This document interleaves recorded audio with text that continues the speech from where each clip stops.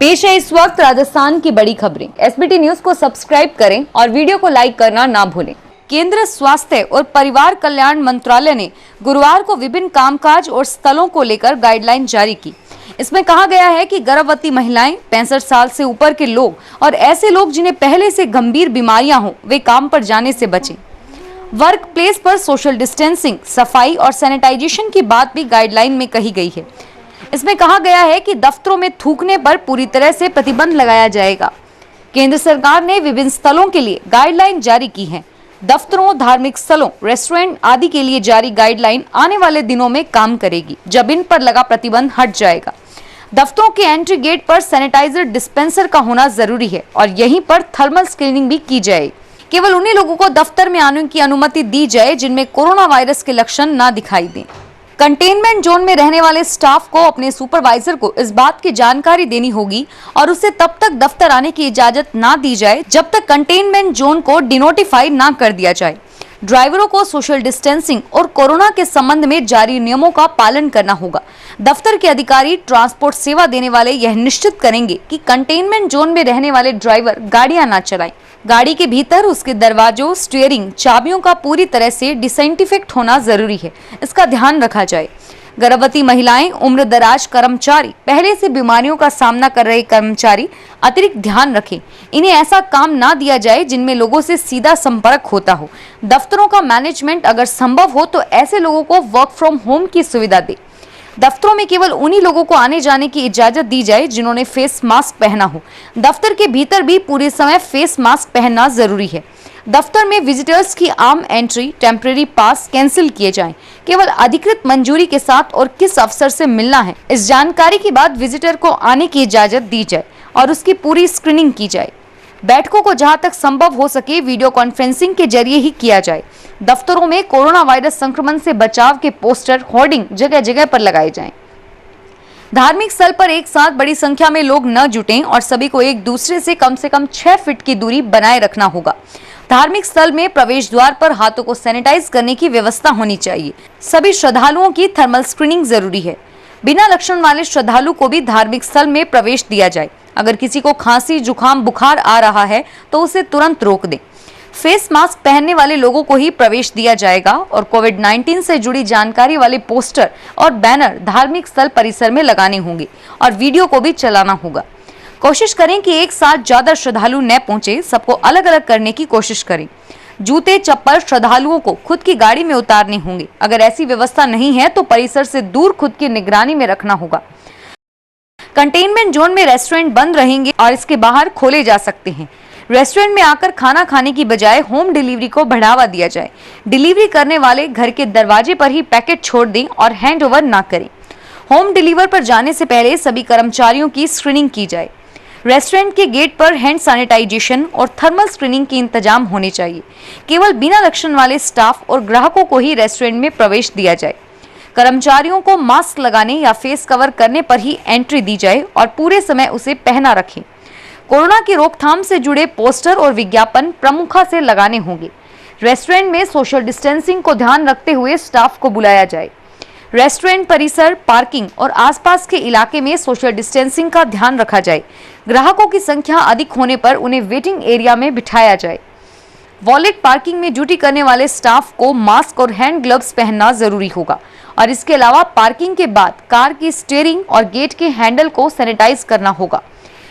Restaurant परिसर में social distancing बनाए रखने के लिए फ्लोर पर मार्किंग करनी होगी ताकि लोग उचित 6 फीट की दूरी से लाइन में खड़े हो सके।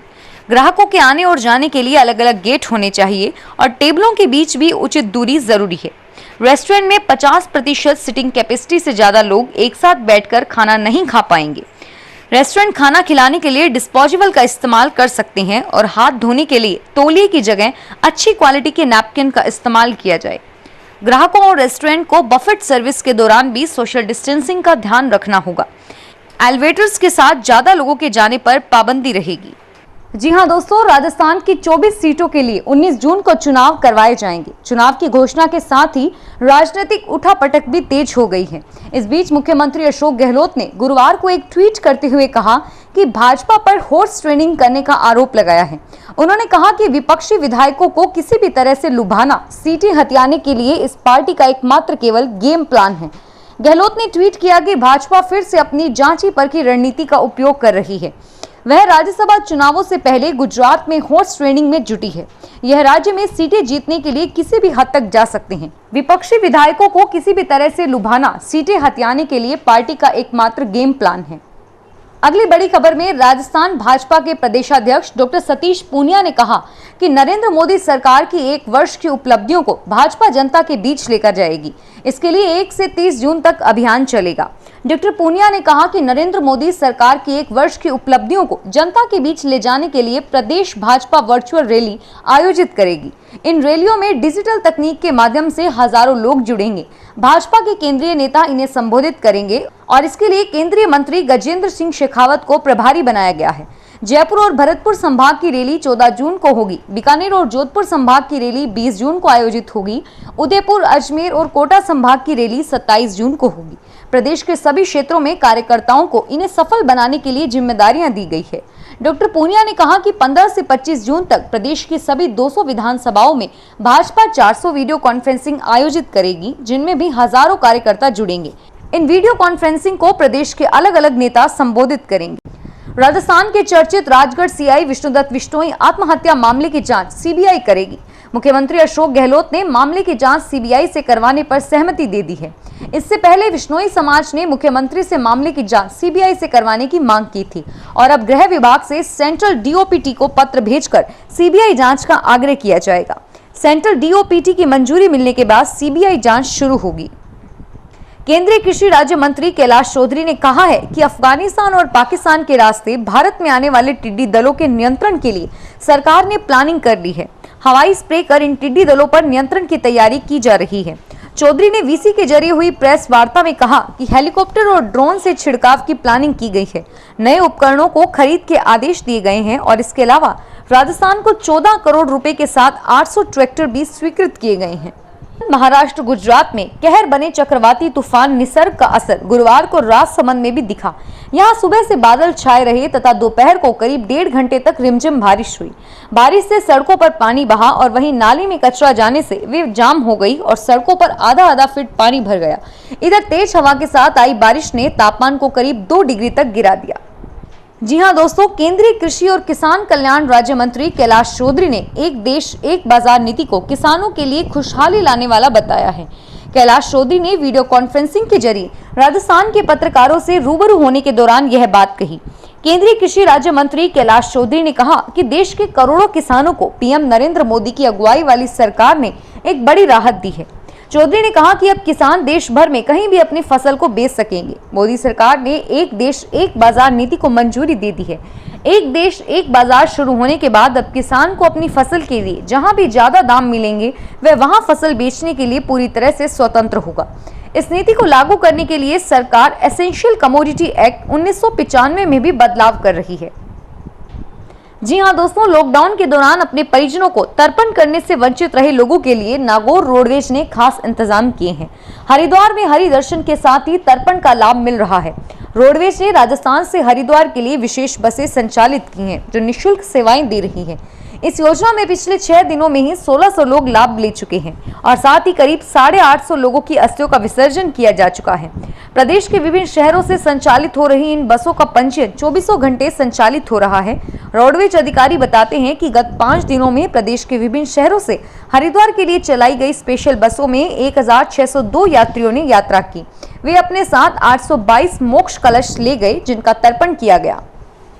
राजस्थान के पूर्व चिकित्सा मंत्री एवं विधायक कालीचरण सराफ ने सरकार से कोरोना के खिलाफ अग्रिम पंक्ति में लड़ाई लड़ रहे कोरोना वॉरियर्स राज्य के इंटर्न डॉक्टर्स के मानदेय को बढ़ाने की मांग की है।